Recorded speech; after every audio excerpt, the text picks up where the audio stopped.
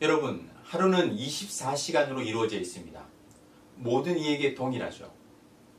누구에게나 밤이 찾아오고 또 누구에게나 아침도 찾아옵니다. 하지만 그 아침이 모든 사람에게 동일할 수는 없어요. 충분한 숙면을 취한 사람의 아침과 또 뜬 눈으로 밤을 지새운 사람의 아침은 완전히 다릅니다. 하나님의 지켜주심과 보호 아래 평안한 밤을 보낸 사람과 또 불안과 염려 속에서 안절부절하며 밤을 보낸 사람의 아침은 다른 거예요.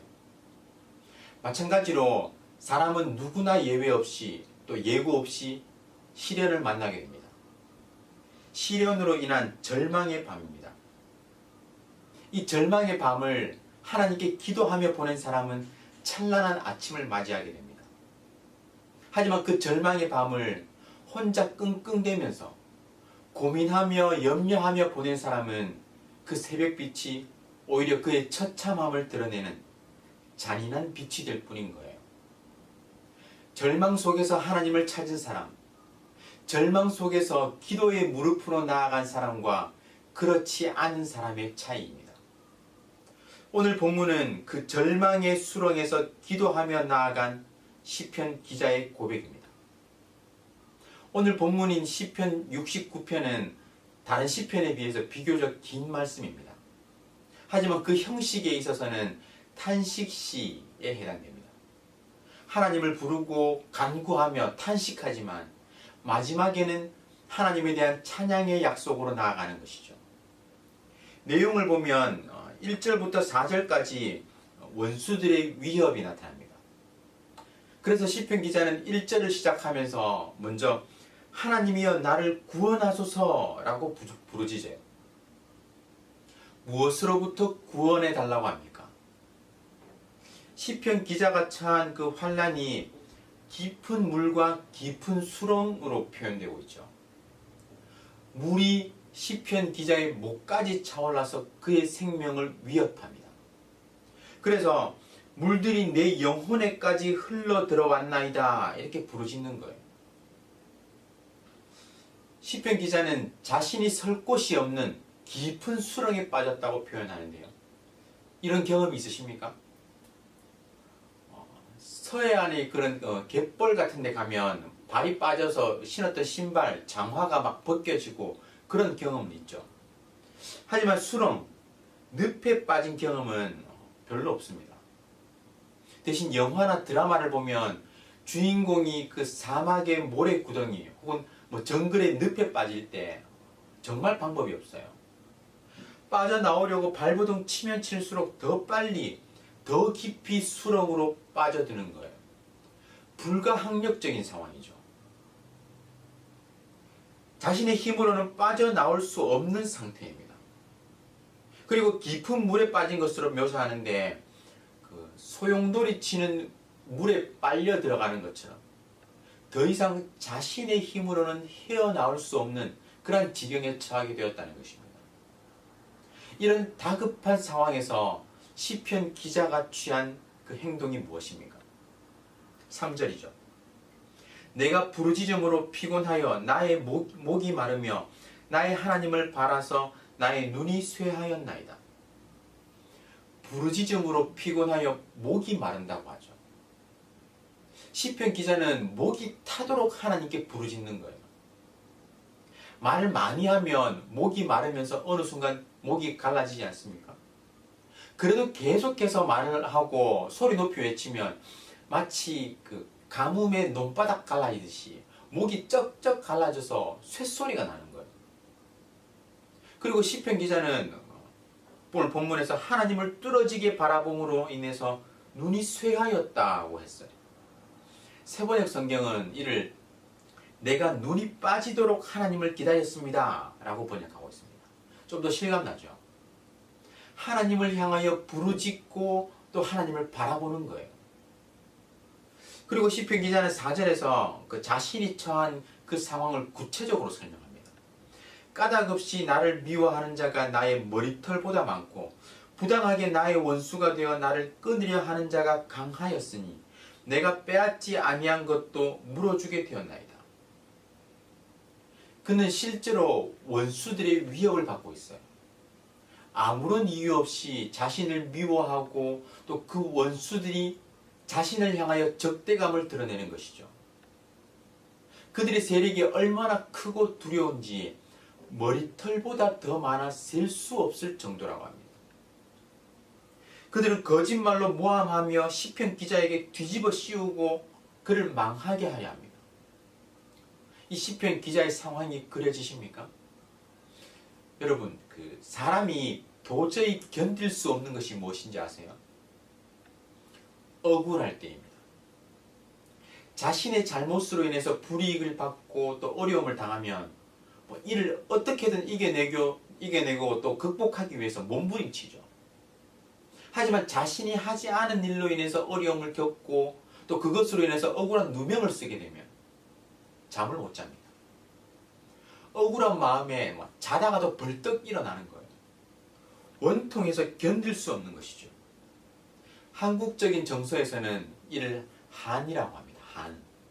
몹시 원망스럽고 또 억울하거나 그걸로 인해서 슬퍼서 응어리진 마음이에요. 그래서 여자가 한을 품으면 5, 6월에도 서리가 내린다라는 말이 있죠. 지금 시편 기자가 그런 상황 가운데 놓인 것입니다. 이 상황에서 시편 기자가 취한 그 방법이 무엇입니까? 하나님께 부르짖는 거예요. 하나님이여 나를 구원하소서, 이렇게 부르짖는 거죠. 문제를 해결하기 위한 방법을 제대로 알고 있는 것입니다. 그래서 그는 하나님께 자신의 어리석음과 잘못을 고백합니다. 5절 한번 보세요. 하나님이여 주는 나의 우매함을 아시오니 나의 죄가 주 앞에서 숨김이 없나이다. 자신이 하나님 앞에서 비천한 존재이고 또 하나님 앞에 그 자신의 죄를 도저히 감출 수 없다는 것을 분명히 알고 있는 거예요. 그래서 그 하나님을 신뢰하고 의지한다고 고백하는 것입니다. 그런데 그 이후에 그 6절의 말씀은 시편 기자가 하나님께 부르짖는 또 다른 근거를 보여주고 있습니다. 주 만군의 여호와여 주를 바라는 자들이 나를 인하여 수치를 당하게 하지 마옵소서.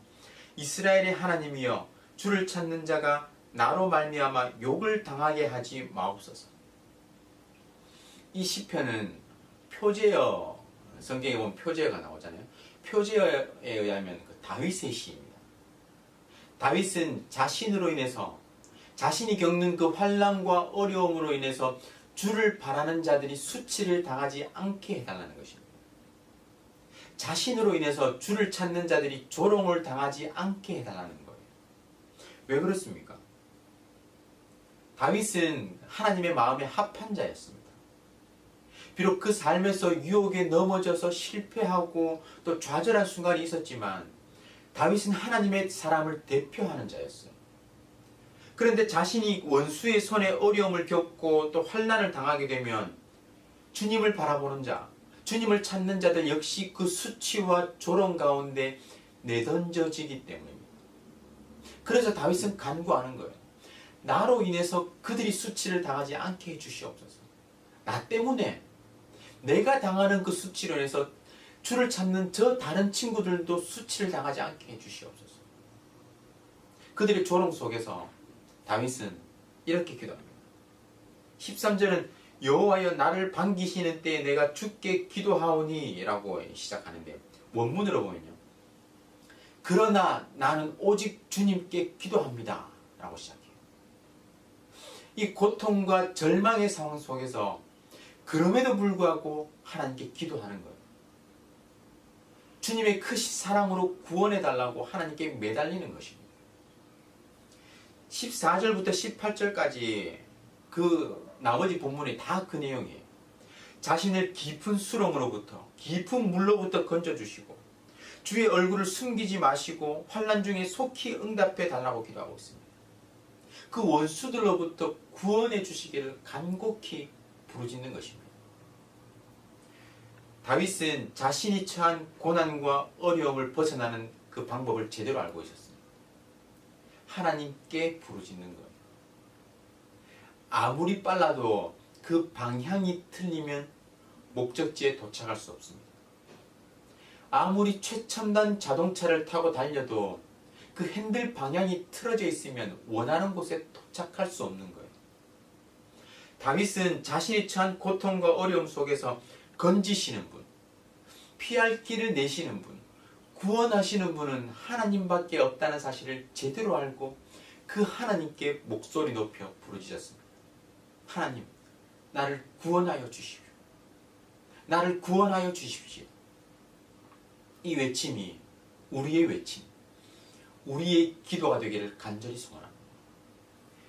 여러분 각자가 처한 어려운 상황에서 그 상황에 함몰되지 마시고 기도함으로 이 절망의 밤을 보낼 수 있기를 주님의 이름으로 축원합니다. 이제 곧 새벽이 밝아올 것입니다. 그 새벽이 하나님을 의지함으로 하나님이 주시는 평안 가운데 맞는 그 찬란한 아침이 될 수 있기를 우리 주님의 이름으로 간절히 축원합니다. 우리 구국 기도문을 읽으며 함께 기도하겠습니다. 우리 마음을 다해 기도에 동참해 주시기 바랍니다. 다 함께 읽겠습니다. 코로나 사태 속에서도 신실하신 하나님을 더욱 신뢰하게 해 주시옵소서. 이 모든 상황을 믿음으로 버티고 인내하며 회복을 경험케 해 주시옵소서. 코로나 재난으로부터 모든 성도들을 눈동자처럼 지켜 보호해 주시옵소서. 코로나19가 베트남과 대한민국과 세계에서 속히 지나가게 해 주시옵소서. 모든 가족과 함께 마음과 정성을 다해 하나님께 예배드리게 해 주시옵소서. 모든 성도가 경성에서 회개하고 의로운 삶의 열매를 맺게 해 주시옵소서. 교회의 생명사역을 적극 추진할 수 있는 여건을 속히 허락해 주시옵소서. 성도들이 처한 모든 환난과 어려움 가운데 피할 길을 허락해 주시옵소서. 성도들의 생업과 삶의 터전을 지켜주시고 결코 좌절하지 않게 해 주시옵소서. 이 땅에 확산되고 있는 코로나를 막아주시고 완전히 종식시켜 주시옵소서. 존귀하신 예수 그리스도의 이름으로 기도드립니다. 아멘. 오늘 말씀을 기억하며 기도하겠습니다. 우리가 보내고 있는 이 절망의 밤, 여러분들은 어떻게 보내시겠습니까? 하나님께 기도하며 하나님의 도우심을 구하며 보내시겠습니까? 아니면 끊임없이 불안과 염려 가운데 전전긍긍하며 이 밤을 보내시겠습니까? 하나님을 향하여 부르짖고 하나님을 뚫어지게 바라보며 하나님의 구원의 손길을 경험할 수 있도록 기도하시기 바랍니다. 건지시는 하나님의 은혜, 구원을 베푸시는 하나님의 은혜를 경험할 수 있도록 이 시간 기도하시기 바랍니다. 그리고 구국 기도문으로 나라와 민족과 교회의 회복을 위해서 그리고 각 개인과 가정의 기도 제목을 가지고 다 함께 간절하게 기도하시겠습니다.